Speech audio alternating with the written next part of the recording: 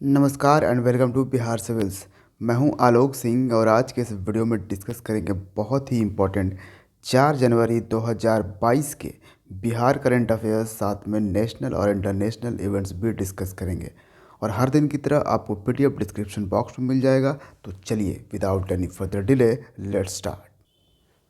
So, first question: Who has inaugurated Bihar's first horticulture production sales center on PPP mode?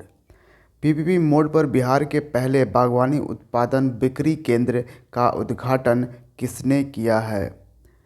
तो इसको किया है बिहार के एग्रीकल्चर मिनिस्टर। ठीक है, बिहार के एग्रीकल्चर मिनिस्टर कौन है? Amarinder Pratap Singh. Option D is the correct answer. और देखिए पीपीपी मोड यानी इसमें ही आपको समझ में आ रहा होगा कि पब्लिक प्राइवेट पार्टनरशिप। ठीक है, यहाँ से ही आपको समझ में आ गया कि पब्लिक और प्राइवेट, गवर्नमेंट और प्राइवेट दोनों का पार्टनरशिप से ये horticulture production sales centre open किए गए हैं। तो फिलहाल ये अभी पटना में इनाग्रेट किए गए हैं, पटना में ओपन कर लिए गए हैं। बाकी दूसरे ज़िलों में भी जल्द ही ये ओपन किए जाने हैं। ठीक है, हर ज़िले में ओपन किए जा रहे हैं। यहाँ तक कि जो लोग अगर इस तरह के horticulture production sales centre open करना चाहते हैं, उन्हें बिहार सरकार सब्सिडी भी प्रोवाइड करेगी। 50 से 75%, ठीक है, सॉरी, 50 से 75% तक की सब्सिडी बिहार सरकार प्रोवाइड करने वाली है। इस सेंटर पर बेसिकली जो फल सब्जियां वगैरह है वो सेल करी जाएगी, जिससे कि फार्मर्स को बेनिफिट होगा। फार्मर्स सीधे ले आकर इस सेंटर पर दे देंगे और इस सेंटर से ये सेल हो जाएगी। Bihar is at which position in terms of unemployment rate in December month? दिसंबर में बेरोजगारी दर के मामले में बिहार किस स्थान पर था? तो देखिए हर महीने ये जो है बेरोजगारी दर ये निकाली जाती है। ठीक है, किसके द्वारा? तो centre for monitoring Indian economy. ठीक है, तो ये हर महीने ये बेरोजगारी दर निकालती है, किस स्टेट में कितनी बेरोजगारी दर रही। ठीक है, तो इसके अकॉर्डिंग ही यहाँ पे आपको मैं पूछ रहा हूँ कि दिसंबर में कौन सा मतलब बेरोजगारी दर में बिहार कौन से रैंक पर था? तो बिहार था चौथे पोजीशन पे। Option B is the correct answer, fourth position पे। तो दिसंबर महीने में, यानी दिसंबर 2021 की हम बात कर रहे हैं, तो दिसंबर महीने में जो सबसे ज़्यादा बेरोज़गारी दर यानी अनएम्प्लॉयमेंट रेट किस राज्य में रहा? तो ये था हरियाणा। सबसे ज़्यादा हरियाणा 34.1% था यहाँ पे बेरोज़गारी दर यहाँ पे रहा। ठीक है, तो फर्स्ट पे ये था, सेकंड पे था राजस्थान और थर्ड पोजीशन पे था झारखंड और फोर्थ पे आपको मालूम है कि था बिहार। बेरोज़गारी दर में बिहार में अगर नवंबर की बात करें, 2021 के नवंबर में बेरोज़गारी दर की, तो बिहार में ये 14.8% थी, जो कि दिसंबर में बढ़कर हो गई 16% बेरोज़गारी दर। मतलब 16% लोग बेरोज़गार थे।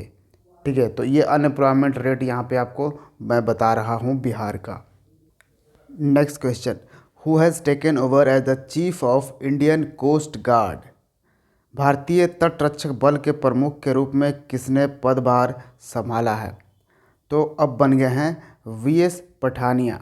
Option C is the correct answer. ये बन गए हैं इंडियन कोस्ट गार्ड के चीफ। ठीक है, इसके पहले कौन थे इंडियन कोस्ट गार्ड के चीफ? तो वो थे कृष्ण स्वामी नटराजन। तो इनको के नटराजन नॉर्मली हम बोलते थे। अच्छा, एक इम्पॉर्टेंट और सवाल यहाँ से पूछा जा सकता है कि वीएस पठानिया जो है वो कौन से नंबर के चीफ बने हैं इंडियन कोस्ट गार्ड का? तो ये बन गए हैं 24th, ठीक है, 24th चीफ बने हैं। इंडियन कोस्ट गार्ड आपको मालूम होगा, बिहार का जो पेनिनसुलर इंडिया है, ये जो इंडिया है बिहार का, सॉरी बिहार का मैं बोल रहा हूँ, भारत का, उसमें ये जो तट है, इन तट की रक्षा जो करता है वो कौन करता है? तो वो करता है इंडियन कोस्ट गार्ड। नेक्स्ट है, Durga Shankar Mishra has been appointed as the chief secretary of which state? Durga Shankar Mishra को किस राज्य का मुख्य सचिव नियुक्त किया गया है? तो ये बन गए हैं उत्तर प्रदेश के chief secretary. Option D is the correct answer. और हाल ही में बिहार के भी चीफ सेक्रेटरी चेंज हुए हैं, तो आपको वो कमेंट बॉक्स में लिखना है कि बिहार के चीफ सेक्रेटरी अभी प्रेजेंट में कौन हैं। उत्तर प्रदेश में आपको 3 इम्पोर्टेंट टाइगर रिजर्व मिलेगा। पहला जो है वो है अमानगढ़ टाइगर टाइगर रिजर्व। दूसरा कौन सा है? Pilibhit tiger reserve. तीसरा कौन सा है?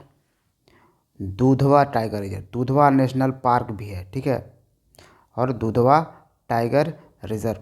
ये 3 इम्पॉर्टेंट आपको उत्तर प्रदेश के टाइगर रिजर्व मिलेंगे। अच्छा, बिहार में कितने टाइगर रिजर्व हैं? एक ही टाइगर रिजर्व है, वो है वाल्मीकि टाइगर रिजर्व। और ये नेशनल पार्क भी है बिहार का एकमात्र, जो आपको मिलेगा बिहार का जो पश्चिम चंपारण जिला है वहाँ पे। अच्छा, देश का 47th रामसर साइट हाल ही में डिक्लेयर किया गया है, वो आपको किस राज्य में मिलेगा? तो देश का 47th रामसर साइट आपको मिलेगा उत्तर प्रदेश में, और ये होगा उत्तर प्रदेश का 9th रामसर साइट। कौन सा है? हैदरपुर वेटलैंड। हैदरपुर वेटलैंड को डिक्लेयर किया गया है 47th Ramsar site of India. Uttar Pradesh में हाल ही में विश्वनाथ कॉरिडोर का इनॉग्रेशन किया है पीएम मोदी ने। उत्तर प्रदेश में हाल ही में पूर्वांचल एक्सप्रेसवे का उद्घाटन किया गया है। उत्तर प्रदेश में हाल ही में गंगा एक्सप्रेसवे का फाउंडेशन स्टोन रखा गया है, ठीक है। तो याद रखिए जितना आप कर पाएंगे। नेक्स्ट है, which app has become world's most downloaded app in 2021? तो कौन सा ऐप 2021 में दुनिया का सबसे ज़्यादा डाउनलोड किया जाने वाला ऐप बन गया है? तो देखिए, भारत से बैन होने के बाद भी टिकटॉक दुनिया का सबसे ज़्यादा डाउनलोड होने वाला ऐप बना है 2021 में। Option A is the correct answer. और दूसरे नंबर पर रहा इंस्टाग्राम, और तीसरे पर फेसबुक, और चौथे पर व्हाट्सएप रहा।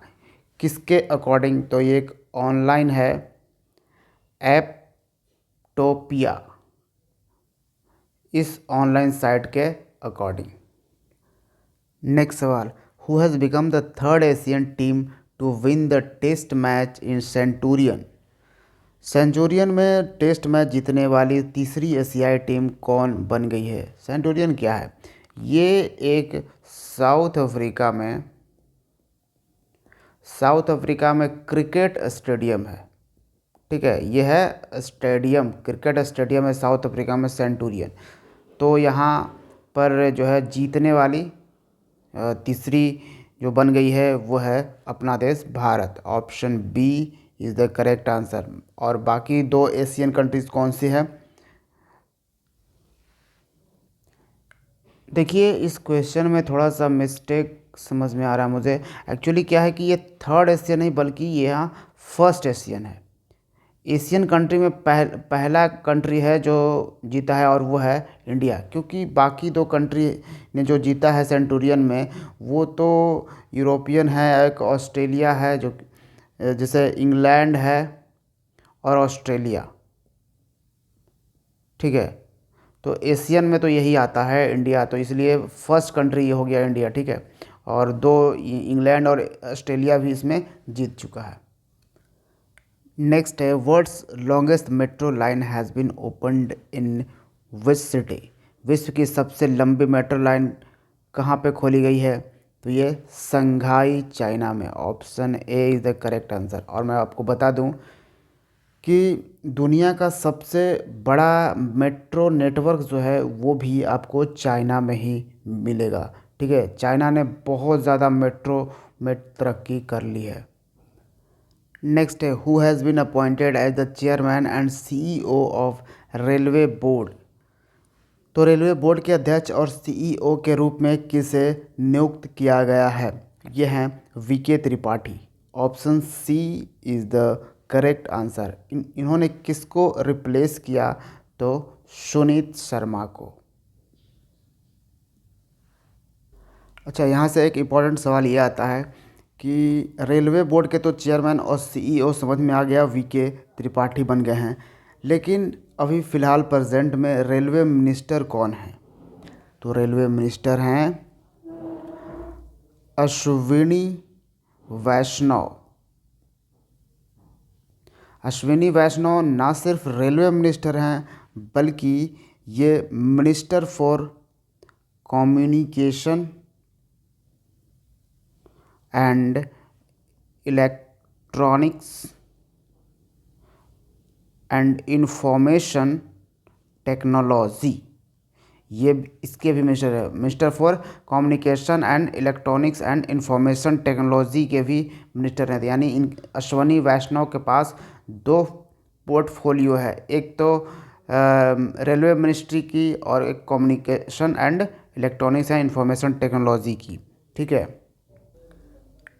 नेक्स्ट है which state has approved ₹9,544 crore grant for जल जीवन मिशन। तो किस राज्य ने जल जीवन मिशन के लिए 9,544 करोड़ रुपए के अनुदान को मंजूरी दी है? देखिए, फ्यूचर में जल का बहुत बड़ा प्रॉब्लम होने वाला है, वाटर प्रॉब्लम बहुत ज़्यादा होने वाली है वाटर स्कैर्सिटी के कारण। इसलिए हर स्टेट अब कुछ पैसे अलॉट कर रही है जल जीवन मिशन के लिए, जिस पे कुछ काम किया जाए। तो ये कौन सा किस स्टेट ने अप्रूव किया है 9,544 करोड़ रुपए? यह है Jharkhand. Option C is the correct answer. Jharkhand के सीएम हैं हेमंत सोरेन, ठीक है। झारखंड अपना बर्थडे 15 नवंबर को सेलिब्रेट करता है, क्योंकि 15 नवंबर को इनके गॉड बोले जाते हैं, एक तरह से भगवान के रूप में दर्जा दिया जाता है, जो फ्रीडम फाइटर थे एक्चुअली, बिरसा मुंडा, ठीक है। और बिरसा मुंडा का जो जन्मदिन है 15 नवंबर को, उस जन्मदिन को पीएम मोदी ने डिक्लेयर किया है जनजातीय दिवस के रूप में सेलिब्रेट करने के लिए। इसी साल डिक्लेयर किया है, इस साल एक्चुअली 2021 में ये डिक्लेयर किया गया जनजातीय दिवस के रूप में सेलिब्रेट करने के लिए। मालूम होगा झारखंड जो है वो बिहार से सेपरेट हो गया था 2000 ईस्वी में। सेपरेट होने के साथ साथ कुछ कंपनियां थीं जो बिहार सरकार से लोन ले रखी थी, उन्होंने अब तक वो जो है लोन जो है चुकाया नहीं बिहार सरकार को। इसलिए बिहार सरकार झारखंड की छः कंपनियों को वो नीलाम करने वाली है। झारखंड के गवर्नर हैं रमेश बैस, ये गवर्नर हैं। झारखंड की कैपिटल आपको रांची मिलेगी, और झारखंड का एक सब कैपिटल भी कहा जाता है दुमका को, ठीक है, ये याद रखिएगा। झारखंड जिसकी पॉपुलेशन करीबन 3-3.5 करोड़ है, और ये झारखंड पूरा 24 ज़िलों में बटा हुआ है। वहीं बिहार आप जहाँ पर देख रहे हो, बिहार 38 ज़िलों में बचा हुआ है, जहाँ पर जनसंख्या आपको पता होगा करीबन 11 करोड़ के लगभग में है, according to 2011 census. Which union minister has launched Padhe Bharat 100-डे reading campaign.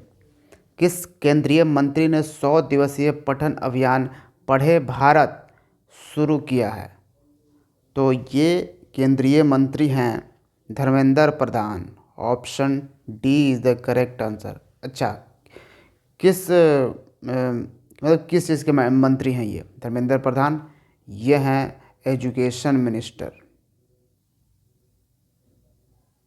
ठीक है, ये याद रखिएगा, ये हैं एजुकेशन मिनिस्टर। एजुकेशन मिनिस्टर जो पिछले साल हम इसको HRD मिनिस्टर ही भी बोलते थे, ह्यूमन रिसोर्स डेवलपमेंट मिनिस्ट्री, जिसको सिंपली नाम चेंज करके अब कर दिया गया है education minister. Next, which country has supplied 5 lakh covid vaccine doses to Afghanistan? किस देश ने अफगानिस्तान को 5 लाख कोविड वैक्सीन खुराक की आपूर्ति की है? ये देश है Bharat. Option B is the correct answer. तो देखिए, अफ़गानिस्तान के जो कॉमन लोग हैं उनकी स्थिति काफ़ी ख़राब है। जब से तालिबान ने टेक ओवर किया है अफ़गानिस्तान को, उस वक्त से यहाँ पर बहुत ज़्यादा स्थिति ख़राब हो चुकी है। यहाँ तक कि स्थिति की अगर मैं बात बताऊँ, एक एग्ज़ाम्पल के तौर पर लूँ, तो अब हाल ही में एक पिक्चर वायरल हुआ था जहाँ पे एक फादर अपनी 10 साल की बच्ची को करीबन 3,000 में बेच दिया, क्योंकि खाना खाने के लिए, बाकी परिवार के खाना खाने के लिए कुछ नहीं था। सोचिए। तो भारत ने ये ह्यूमैनिटेरियन असिस्टेंस प्रोवाइड की है और ये डायरेक्ट जाएगा अफ़गानिस्तान में। कौन से हॉस्पिटल में? वो हॉस्पिटल का नाम है इंदिरा गांधी इंटरनेशनल हॉस्पिटल। अब आप कहोगे, अरे इंदिरा गांधी इंटरनेशनल हॉस्पिटल ये क्या भारत ने बनवाया है? जी हाँ, ये भारत के असिस्टेंस से बना है ये हॉस्पिटल अफ़गानिस्तान में, इंदिरा गांधी हॉस्पिटल, जो कि अफ़गानिस्तान का जो कैपिटल है काबुल, वहाँ पे ये है। ठीक है। तो हाल ही में आपने सुना होगा, यहाँ तक कि गेहूँ और चावल भी भारत भेजने वाला था ट्रक के थ्रू, लेकिन पाकिस्तान रास्ता दे नहीं रहा है। वो एक अलग ही अपना बना के रखा है, वो रास्ता ही नहीं दे रहा है गुजरने के लिए ट्रक को। फिर भी हम 1.6 टन्स जो है मेडिकल असिस्टेंस पिछले मंथ भी हमने प्रोवाइड किया था। ठीक है, वो हम लोग दूसरे तरह से कर रहे हैं, जैसे WHO के थ्रू कर रहे हैं, वर्ल्ड हेल्थ ऑर्गेनाइजेशन के थ्रू हम लोग ये सब प्रोवाइड कर दे रहे हैं। नेक्स्ट और आज का लास्ट सवाल, the first case of Florona has been detected in which country? तो फ्लोरोना का पहला मामला किस देश में पाया गया है? जी हाँ, अब ऐसा लग रहा है कि इन बीमारियों के साथ ही जीना पड़ेगा, इन वायरसेस के साथ ही जीना पड़ेगा, इन वायरसेस, बैक्टीरिया, जो भी चीज़ें हैं, ये सब के साथ ही अब आपको जीना होगा। फ्लोरिना एक नया बीमारी लॉन्च हो चुका है और ये सबसे पहले इसका केस मिला है इज़राइल में। Option D is the correct answer. Florina एक एक्चुअली बन गया है, एक ही साथ कोविड-19 प्लस इन्फ्लुएंज़ा हो जाता है। ठीक है, इन्फ्लुएंज़ा और कोविड-19 अगर एक ही साथ हो गया तो वो बड़ा खतरनाक बीमारी पैदा हो जाता है और उसका नाम रखा गया है फ्लोरोना। और बेसिकली ये अभी तक प्रेग्नेंट वीमेन के लिए ज़्यादा खतरा है। ठीक है, ये वाली जो बीमारी है। और इज़राइल के अभी प्राइम मिनिस्टर हैं कौन? Naftali Bennett. ठीक है, वैसे मैं बता दूं, इज़राइल भारत का एक फ्रेंडली कंट्री है। और इज़राइल जैसे ही आप सुनते होगा, माइंड में आपको जल्दी से ज़रूर आता होगा कि जहाँ पे टेक्नोलॉजी काफ़ी एडवांस हो चुकी है। So thank you for watching Bihar civils. See you in the next video. जय हिंद।